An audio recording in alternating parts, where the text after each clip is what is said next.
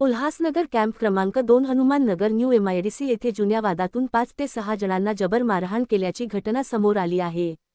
ही घटना रात्री 10 ते 11 या दरम्यान घडली असून नशेडी आणि मद्यपान केलेले 10 ते 12 जणांच्या टोळक्याने बेदम मारहाण केली आहे। 14 वर्षीय आर्यन जयस्वाल हा आपल्या भावाला वाचवण्यासाठी गेला असता त्यालाच धारदार शस्त्राने डोक्याला आणि पाठीला वार करून जखमी केले आहे। तसेच आर्यन जयस्वाल हा मध्यवर्ती रुग्णालय येथे उपचार घेत आहे।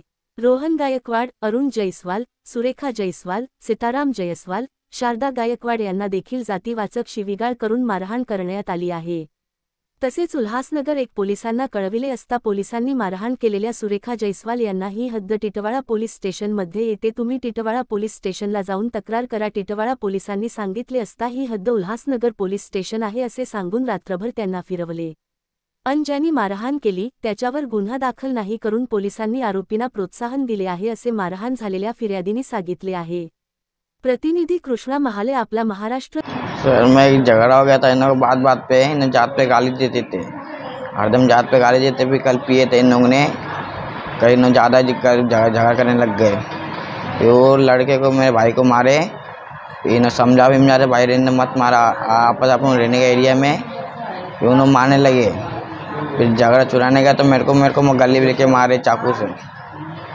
पुलिस ने क्या किया? हाँ, पुलिस ने क्या कार्रवाई किया? पुलिस ने बोला अभी नहीं नावाले के तुम। हाँ? पुलिस बोले नहीं।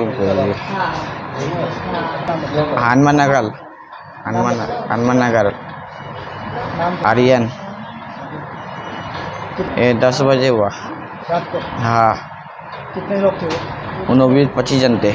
उनको पहचानते हैं? हाँ, नाम जानता सर।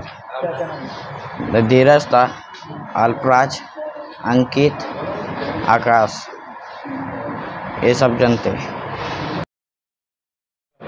हे 3 महिन्यापासून आहे ना जातीवर शिव्या देतात चांभार लोक। म्हणजे चांभार म्हणजे आपल्या जेबी मॉलेमध्ये येतात भया लोकांमध्ये, तर ते आम्हाला शिवीगाळ करतात आणि यांना पण शिवीगाळ, यांना को गाडे घेऊन जाणार या मारणार, मग यांना को जाताना त्यांना दगड मारतात, कचडे टाकतात आणि त्यांच्यावर म्हणजे ना असं ना लईच आत केलंय, नुसतं भांडण्याचं खोड काढतात ते पोरं। आणि ते म्हणजे एक हेच आहेत, त्यांना को दारू पिणारे गंजडी ते सगळं पोरं तिथं, ते टपरी आहे तिथं येऊन बसतात आणि तिथं येणार जाणार माणसांना त्रास देतात। आणि आता पण रात्री यांचे भांडणं झाले, मी सोडायला गेले त्यांना सगळे एक झाले यादव लोक आणि एका घराला ओढून मारतात। तेच जातीचे शब्दाने। हां, त्याला काय मारलं ते काय माहिती नाही, तो पोरच होते। ते 4 जणांना आम्ही ओळखतो, बाकींचे नावं नाही माहित। तसे तर 20-25 लोक होते। हां, बाकींचे नाही माहिती। पोलिसांनी काय कारवाई केली? पोलिसांनी काय इथून टिटवाळ्यावरून इथं हाच फिरवत राहिले। नंतर आता मेन साहेबाला भेटलेत त्यांना सिनियरला, मग तेव्हा जाऊन त्यांना कोणी इन्क्वायरी चालू केली।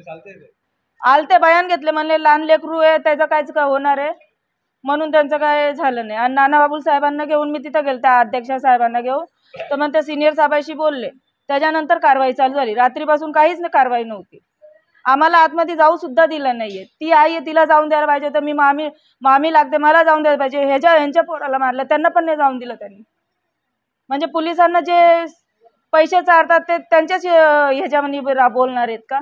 आम्ही नाही दिलं म्हणजे आमच्या हिसाबाने नाही होणार।